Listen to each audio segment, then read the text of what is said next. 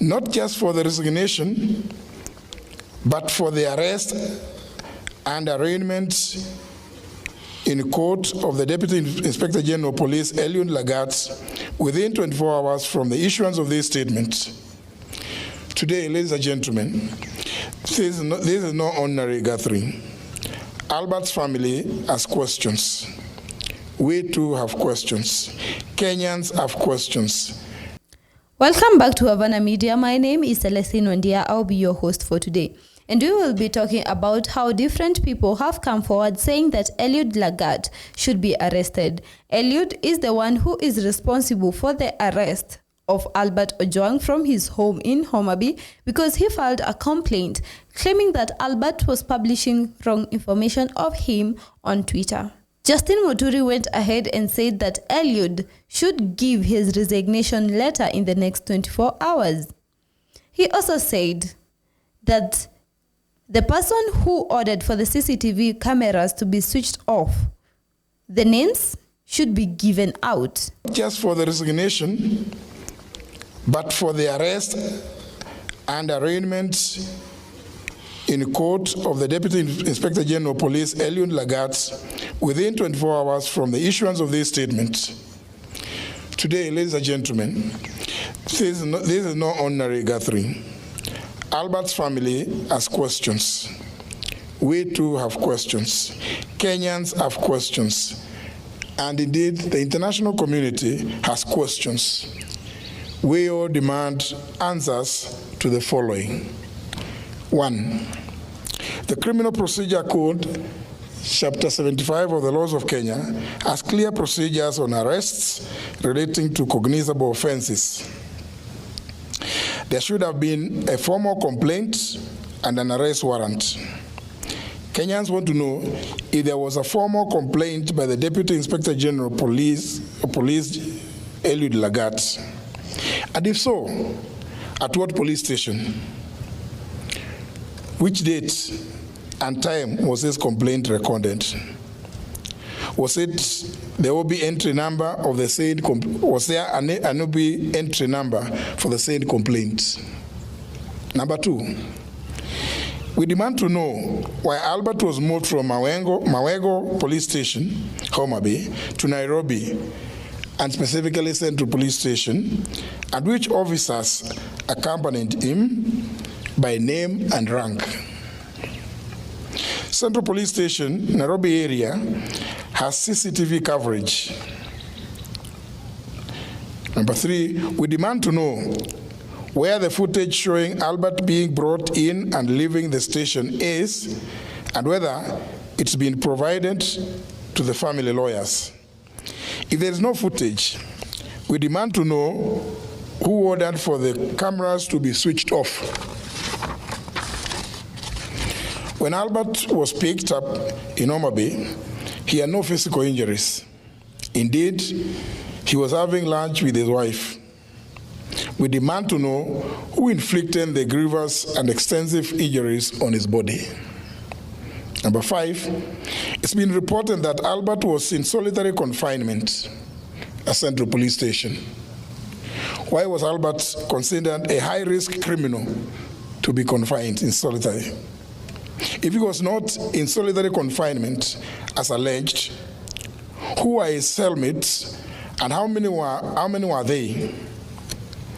We therefore demand to know that demand to be shown the cell register to show whether he was with other inmates or he was in solitary confinement.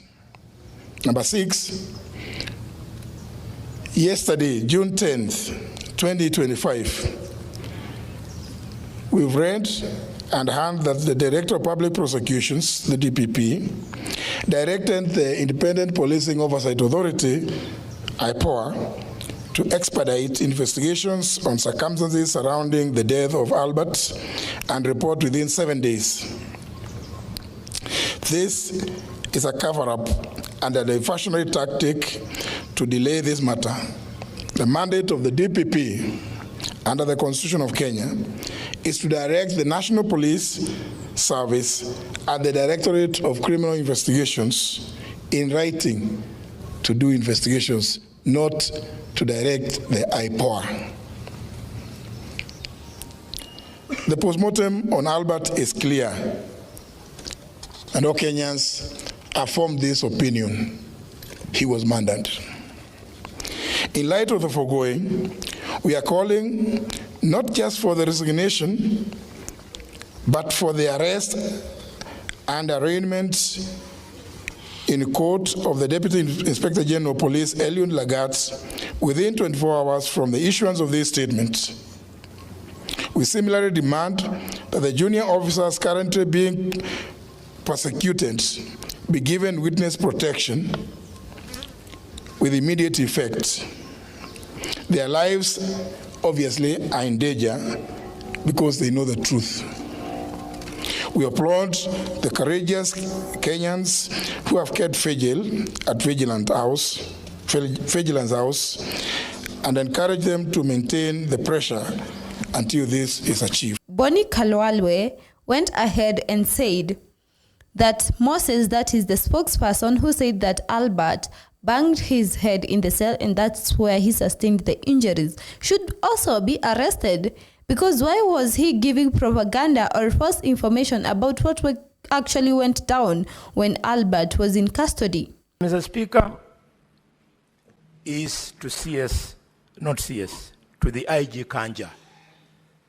IG Kanja, Kenyans who know you, we have a lot of respect for you because you are the officer, unknown to some people, who defeated the terrorists at Dusit 2 Hotel. We know you as a serious police officer. We've been wondering why these killings under you, and now that Lagat is the person we have found to be who he is, we can now very well see who has been undermining you. I therefore want to appeal to you. Tell this country, a spokesman by the name of Mushiri Nyaga, the police spokesman, he misrepresented material facts.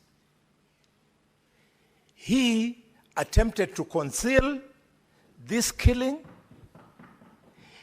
He went and interfered with the circumstances of the crime by stating that Omondi Ojwang hit his head on the wall. IG Kanja, why have you not arrested him?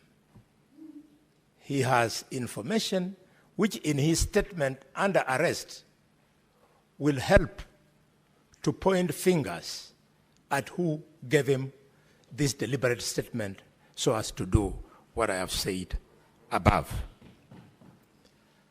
Finally, Mr. Speaker,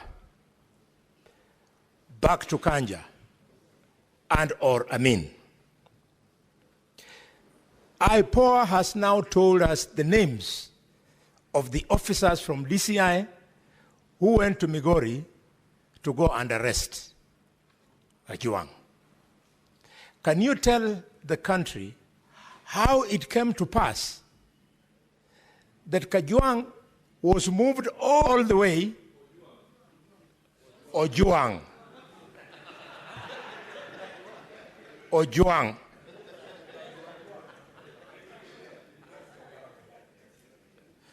that Ojwang was moved all the way, hundreds of kilometers, contrary to the provisions of normal procedure that would have required that he be taken to the nearest police station in the jurisdiction where he committed, quote unquote, the said crime, and that if he needed to be moved, a magistrate needed to give permission for him to be moved all the way to Nairobi.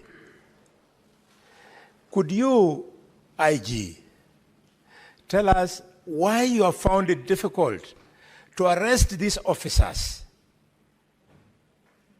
And their names are a little bit disturbing. You tell us why you have not arrested them. because they're the only ones who were with this young man from the last time the parents saw him well and alive up to the time they came to Nairobi for the country. Veronica Maina went ahead and said that CS Murkomen should give apologies to the family and the NPS should also compensate them, though it won't bring back their child, but it will be at least a notable step. President William Ruto also offered his statement and said that IPOA will conduct investigations and remain impartial in the process. Tell me what you think about this in the comments below. Will justice be served? But a lot of Kenyans are feeling like the government is not prioritizing them. Tell me what you think about this in the comments below. I have been your host, Celestine Wandia. Subscribe, like the video for more updates on Kenyan politics.